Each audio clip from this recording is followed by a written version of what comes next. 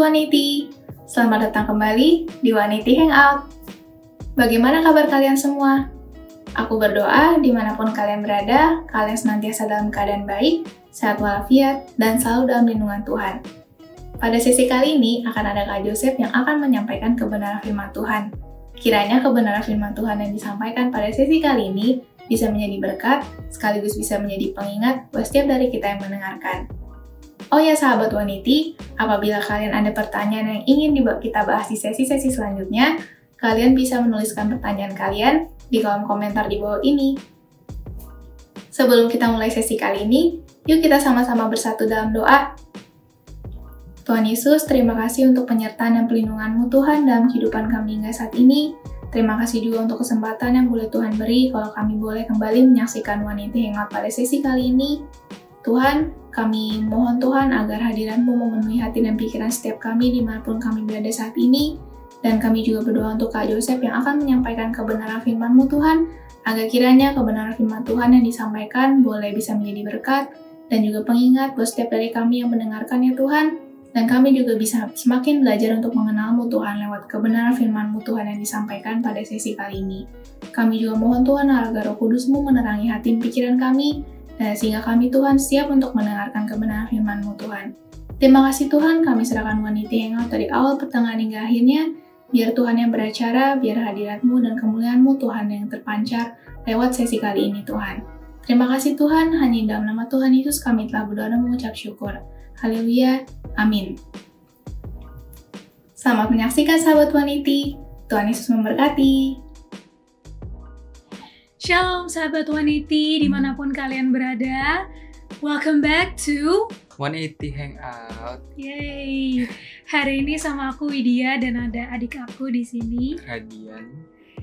Kita mau sama-sama dengerin firman Tuhan. Kita mau dengerin sharing-sharing juga dari teman-teman Waniti semua. Tapi sebelumnya kita mau apa? Kita mau praise and worship dulu. Oke, so let's go.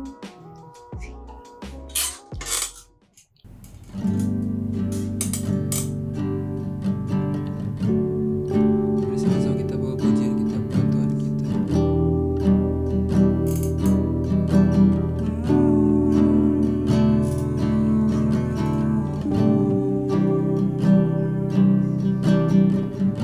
We worship you.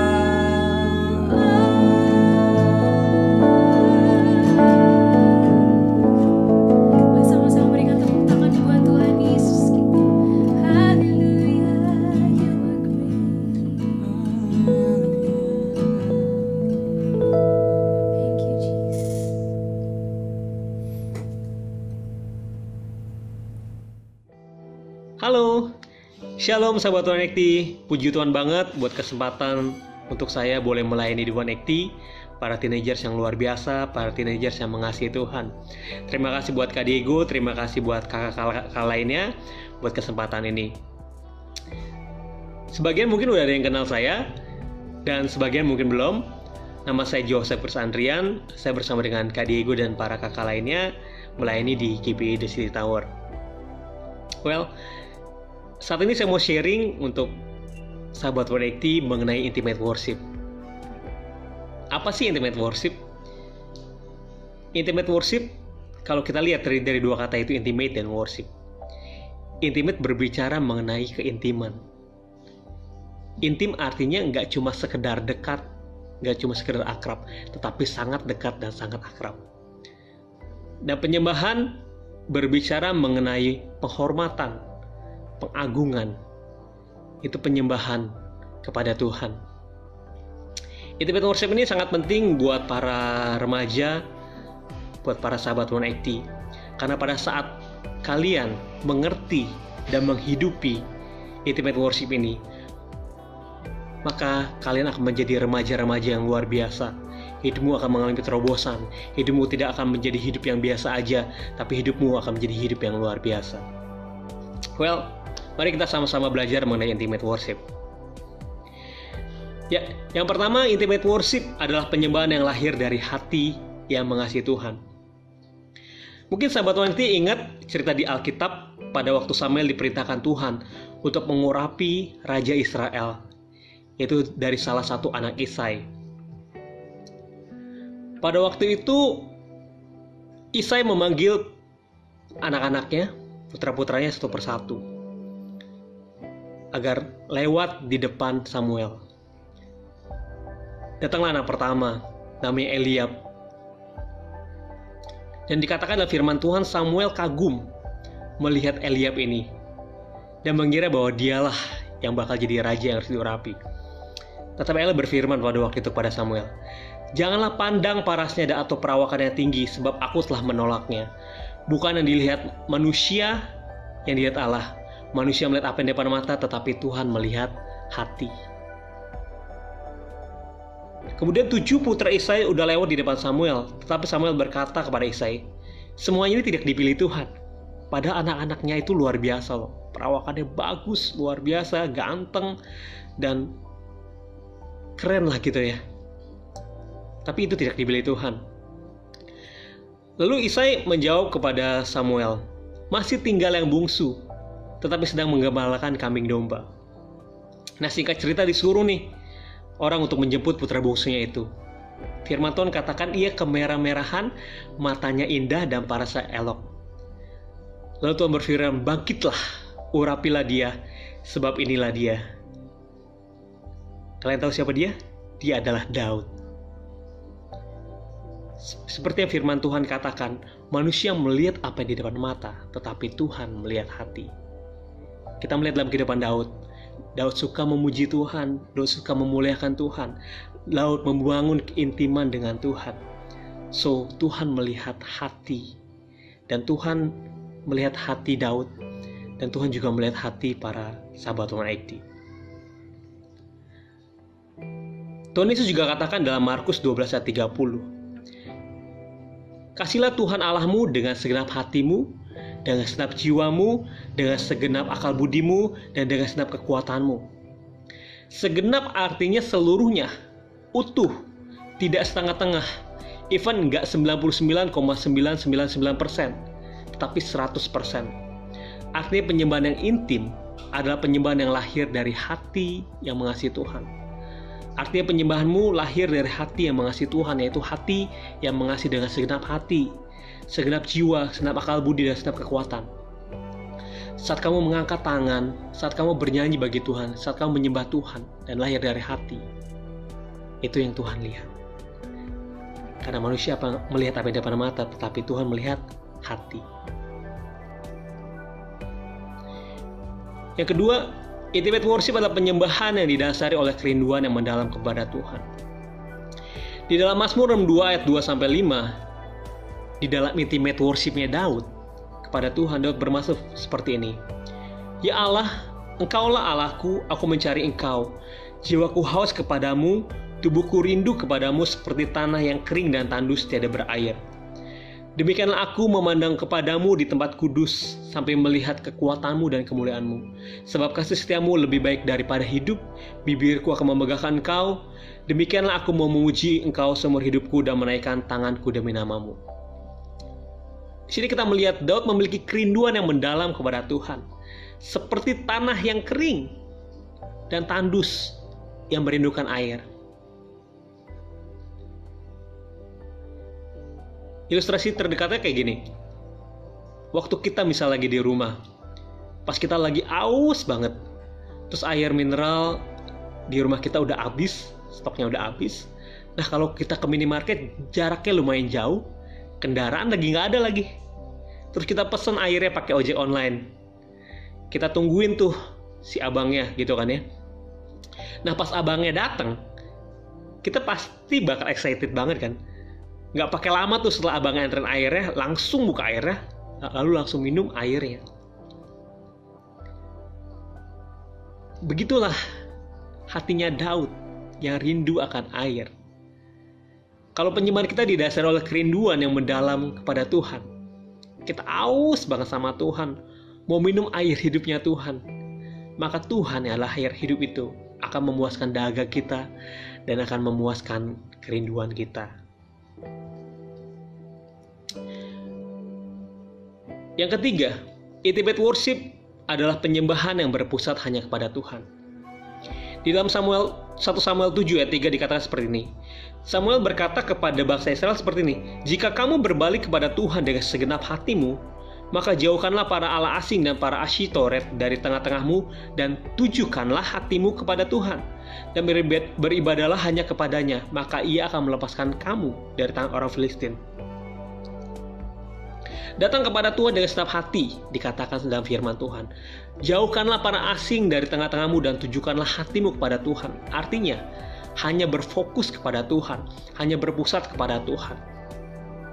Maka itu akan menjadi penyembahan yang penuh dengan kuasa. Firman Tuhan katakan ketika kita menyembah dan berfokus pada Tuhan, Tuhan sanggup melepaskan kamu dari tangan-tangan orang Filistin. Artinya Tuhan sanggup melepaskan kamu dari masalah-masalah kamu, dari pergumulan-pergumulan kamu. Ketika kita menyembah Tuhan dan hanya berfokus kepada Tuhan dan penyembahan kita. Ada begitu anak remaja pada waktu sama-sama menyembah di gereja gitu kan ya. Fokusnya bukan kepada Tuhan, tapi fokusnya kepada game online, contohnya Mobile Legends ya, contohnya. Sampai waktu teman-temannya terus nyembah, dia keluar dari ruang ibadah terus main gamenya dulu di depan gitu kan ya. Bahkan karena takut ketawa sama kakak-kakaknya, dia sampai ke toilet loh buat main gamenya. Itu anak remaja di luar sana. Di sini nggak ada, sahabat baik-baik. Nah, remaja yang kayak gitu tuh, yang kehidupan remajanya biasa-biasa aja, gitu-gitu aja. Tetapi remaja-remaja yang saat menyembah hanya berfokus kepada Tuhan, hati dan pikirannya hanya fokus kepada Tuhan, pasti akan menjadi remaja yang luar biasa. Yang keempat, intimate worship adalah penyembahan yang membawa kita bertemu secara pribadi dengan Tuhan. Di dalam Mazmur 25 ayat 14, Daud mengatakan seperti ini. Tuhan bergaul karib dengan orang yang takut akan Dia, dan perjanjiannya diberitahukannya kepada mereka. Saya yakin sahabat Onekti punya sahabat karib kan? Nah, waktu bergaul dengan sahabat karib itu ada interaksi nggak? Ada kan? Ada pertemuan juga kan? Dan ada kontak juga kan? Ada komunikasi kan? Seperti lewat WhatsApp, lewat Telegram, DM Instagram, atau Messenger gitu kan? Nah, that's intimate worship. Penyembahan yang di dalam ada interaksi dengan Tuhan. Penyembahan yang di dalamnya ada komunikasi dengan Tuhan. Ada pertemuan dengan Tuhan. Ketika kita menyembah Tuhan, membangun keintiman dengan Tuhan, artinya kita sedang membangun hubungan yang sangat erat dengan Tuhan. Dan firman Tuhan katakan Tuhan bergaul karib dengan orang yang takut akan Tuhan. Dengan saya, dengan para sahabat Onekti, dan orang-orang yang mengasihi Tuhan. Bahkan dikatakan perjanjiannya Tuhan diberitahukan kepada kita yang bergaul karib dengan Tuhan. Artinya kita menyembah Tuhan, kita berkomunikasi sama Tuhan, berinteraksi sama Tuhan, berbicara sama Tuhan, mengagungkan Tuhan, memuliakan Tuhan. Dari situ Tuhan disenangkan, dari situ Tuhan dimuliakan, dan Tuhan memberitahukan perjanjiannya kepada kita. Dan saya tutup share saya dengan satu kesaksian. Pada waktu saya seumuran kalian, pada waktu SMP sekitar umur 12-14 tahun, kehidupan remaja saya merupakan kehidupan remaja yang biasa-biasa aja. Saya sangat suka main, lebih suka main dibanding belajar. Malas banget belajar. Jarang kerjain tugas, jarang kerjain PR, ujian jelek-jelek terus, rapor juga merah terus. Saya ke gereja pun karena pengen ketemu dan main sama teman-teman di gereja, bukan karena mau ketemu Tuhan. Dan waktu saya berumur 14 tahun, saya ingat banget saya diajak papi mami saya ke acara doa. Kebetulan gereja dekat dengan opah-omah saya, jadi saya ikut tuh karena bukan mau ketemu Tuhan, bukan mau doa, tapi mau main ketemu sama opah-omah. Dan saya ingat banget waktu saya dalam acara doa itu, saya habis main ceritanya gitu kan, saya masuk lagi ke gereja, saya duduk di sebelah mami saya. Saya lihat banyak orang dewasa yang pada nangis. Ada yang berbahasa-bahasa yang saya nggak ngerti, bahasa apa tuh. Ada yang angkat tangan, ada yang tutup mata sambil angkat tangan, ada yang sambil nangis. Nah waktu itu saya bahasa Jermannya celingak-celinguk gitu kan ya, ngeliatin kiri kanan. Nah waktu itu mami saya bilang gini, ayo doa, ayo sembah Tuhan, tutup matanya dan katakan haleluya, katakan puji Tuhan. Nah pada itu saya lakukan, dan saya mempraktikkan 4 poin intimate worship ini. Dan ketika saya menyembah Tuhan dari hati yang mengasihi Tuhan, ketika saya menyembah Tuhan karena kerinduan yang mendalam mau ketemu Tuhan, ketika saya menyembah Tuhan dan berfokus pada Tuhan, dan ketika saya rindu untuk bertemu Tuhan secara pribadi, air mata saya mulai mengalir dan gak bisa saya tahan. Rahang saya mulai kaku dan mulai bergetar. Kemudian keluarlah bahasa yang tidak saya mengerti itu sebelumnya, itu bahasa roh. Dan pada saat itu pertama kali saya merasakan hal yang luar biasa seperti itu, dan saya sangat bersuka cita, dan saya sangat merasakan damai sejahtera, sangat tenang. Rasanya Tuhan deket banget sama saya, dan saya rasanya deket banget sama Tuhan. Dan itu dikatakan sebagai cinta mula-mula pada Tuhan. Oh, my first love to Jesus. Dan sejak saat itu, umur 14 tahun, kelas 3 SMP, hidup saya berubah 180 degree, 180 derajat. Hidup saya yang sebelumnya diubahkan. Saya yang dulu malas doa, even gak pernah doa gitu. Doa cuma buat makan, buat tidur. Even tidur pun suka kelupaan kalau buat doa gitu kan ya. Tapi saat itu saya rindu sekali, maunya doa terus, maunya datang sama Tuhan, berkomunikasi sama Tuhan, maunya nyembah terus, maunya deket banget sama Tuhan. Dan pada saat itu juga pendidikan saya dipulihkan. Yang saya dulunya malas belajar, gak suka ngerjain PR, yang tadinya gak suka belajar buat ulangan, ujian, saat itu saya mau melakukan yang terbaik buat Tuhan. Era pendidikan saya dipulihkan, saya menjadi rajin belajar, dan karena kemurahan Tuhan, saya bisa jadi juara umum ketiga waktu itu di SMAK 5 BPK Penabur Jakarta, Kelapa Gading. Bahkan saya berani katakan, kalau waktu itu saya nggak ketemu Tuhan secara pribadi, saya nggak merasakan intimate worship, sampai sekarang, saya nggak akan menjadi saya yang sekarang ini. Dan itu karena intimate worship, membangun keintiman dengan Tuhan. Well, sahabat-sahabat 180, saya mau encourage sahabat 180 untuk menyembah Tuhan dalam keintiman kepada Tuhan. Percayalah ketika engkau melakukan penyembahanmu dengan intim sama Tuhan, Tuhan akan memulihkan keadaanmu, Tuhan akan mengubahkan hidupmu, Tuhan akan memberikan terobosan-terobosan dalam hidupmu, bahkan Tuhan akan memakai engkau secara luar biasa. Amin. Saya harap sharing ini bisa menjadi berkat buat sahabat 180. Selamat menyembah Tuhan dalam keintiman dengan Tuhan. Tuhan Yesus mengasihimu dan Tuhan Yesus memberkatimu. Amin. Mari saya mau ajak kita sama-sama berdoa kepada Tuhan.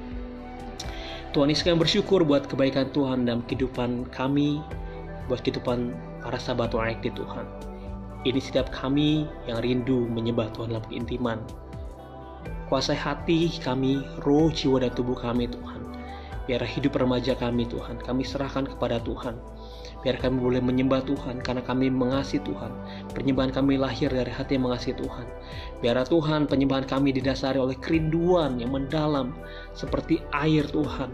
Oh Tuhan, yang membasahi tanah hati kami yang kering Tuhan Yesus. Demikianlah kami Tuhan dipuaskan Tuhan dengan air hidupmu Tuhan Yesus. Dan biar Tuhan, penyembahan-penyembahan kami Tuhan menjadi penyembahan yang hanya berfokus kepada Tuhan. Dan biar Tuhan, kami juga bertemu dengan Tuhan dan setiap penyembahan kami Tuhan Yesus. Biar intimate worship ini Tuhan, boleh Tuhan terjadi dalam kehidupan kami. Bahkan kami boleh Tuhan tidak hanya mengerti, tapi kami boleh menghidupinya Tuhan. Sehingga hidup kami menjadi hidup yang berkemenangan, menjadi hidup yang penuh dengan terobosan, menjadi hidup yang penuh dengan kemuliaan Tuhan. Di dalam nama Tuhan Yesus, Kau berkati para sahabat 180 dalam pendidikannya Tuhan, dalam masa depannya Tuhan, masa depan indah yang cerah Tuhan, karena mereka mengandalkan Tuhan. Terima kasih Tuhan Yesus, Masih Roh Kudus, di dalam nama Tuhan Yesus kami berdoa, ucap syukur oleh puji Tuhan. Amin. Shalom, Tuhan Yesus memberkati.